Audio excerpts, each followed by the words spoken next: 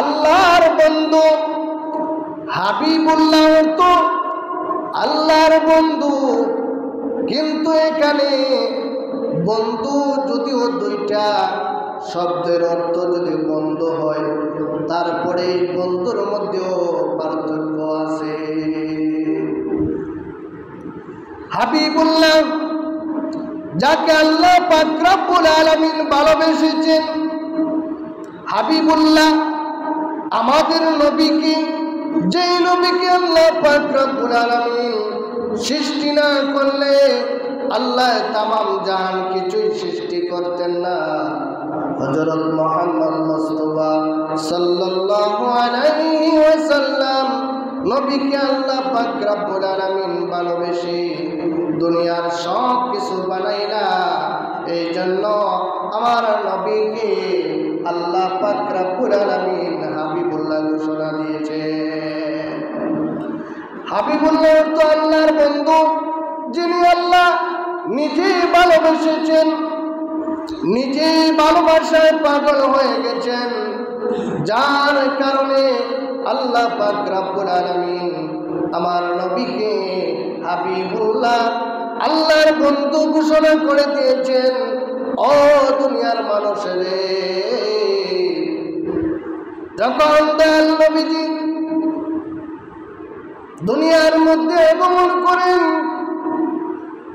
দয়াল নবীজির তিনজন সন্তান হয়, ছেলে সন্তান হয়। ছেলে সন্তান যখন মারা যায়, তখন মক্কার কাফের বেঈমানরা দয়াল নবীজিকে নির্বংশ বলতে থাকে, লেজ কাটা বলতে থাকে, নবীর কোনো বংশধর নাই এর কথা বলতে থাকে। আল্লাহ পাক রব্বুল আলামিন এই কথার জবাব দিতে গিয়ে আল্লাহ পাক রব্বুল আলামিন সূরা কাউসার নাজিল করেছেন। আল্লাহ পাক রব্বুল আলামিন সূরা কাউসারের মধ্যে তিনটি আয়াতের তিন ধরনের তাফসীর হবে। প্রথম আয়াতের মধ্যে আল্লাহ কাউসারের ঘোষণা করে দিয়েছেন, ইন্না আতাইনাকাল কাউসার, নিশ্চয় আমি আপনাকে কাউসার দান করেছি। দ্বিতীয় আয়াতের মধ্যে আল্লাহ পাক রব্বুল আলামিন বলেছেন, ফাসাল্লি লিরাব্বিকা ওয়ানহার, ওগো নবী সালাত কায়েম করো এবং কুরবানি করো। এখানে সালাত এবং কুরবানির কথা বলা হয়েছে। আর তৃতীয় আয়াতের মধ্যে দয়াল নবীজিকে উদ্দেশ্য বলেন, ওগো হাবিব, আপনি লেজ কাটা নয়, যারা আপনাকে বলে লেজ কাটা নির্বংশ, তারাই নির্বংশ, আপনি নির্বংশ নয়। দুনিয়ার মধ্যে আমি আপনার ছেলে সন্তান দেই না এই জন্য, কারণ আপনার পরে আর কোনো নবী দুনিয়ার মধ্যে আগমন করবে না। আপনি হলে আখেরি নবী, আপনার পরে আর কোনো নবী দুনিয়ার মধ্যে আগমন করবে না। এই জন্য আপনাকে ছেলে সন্তান দিয়েও নিয়ে গেছি, কিন্তু মেয়েরা তো নবী হতে পারে না, এই জন্য আপনাকে 4 জন কন্যা সন্তান দান করেছি। বলেন সুবহানাল্লাহ।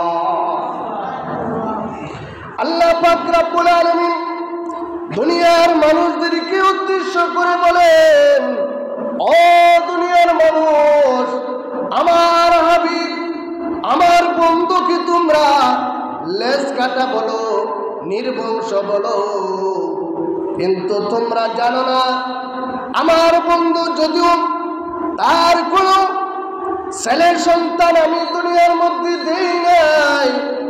ও কাফের বেঈমানরা, তোমরা শুনে রাখো, আমার নবীর নাম ধরে রাখার জন্য ছেলের সন্তান এই জন্য দেওয়া হয়, বংশের সিলসিলা ধরে রাখার জন্য।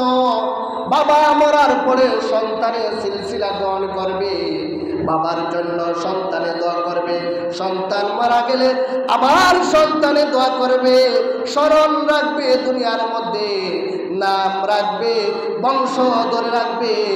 ও দুনিয়ার মানুষ, ও কাফের বেঈমানরা, তোমরা শুনে রাখো, আমার হাবিবকে, আমার বন্ধুকে তোমরা নিঃস্ব বলো, লেজ কাটা বলো, নির্বংশ বলো, মনে রেখো কাফের বেঈমানরা, আমার হাবিবের জন্য এমন বংশধর আমি নির্ধারিত করে দিয়েছি, কিয়ামত পর্যন্ত দয়াল নবীজি নামের পাগল পারা এই দুনিয়ার মানুষকে বানাই দেব। উচ্চ সুরে বলুন না সুবহানাল্লাহ। যদিও নবীর কোন ছেলে সন্তান দুনিয়ার মধ্যে নাই, দুনিয়ার মানুষদেরকে আল্লাহ পাক রব্বুল আলামিন ওই নবীর উম্মত বানাইয়া দিয়েছেন। ওই উম্মতরা নবীর জন্য পাগল পারা হয়ে যাবে,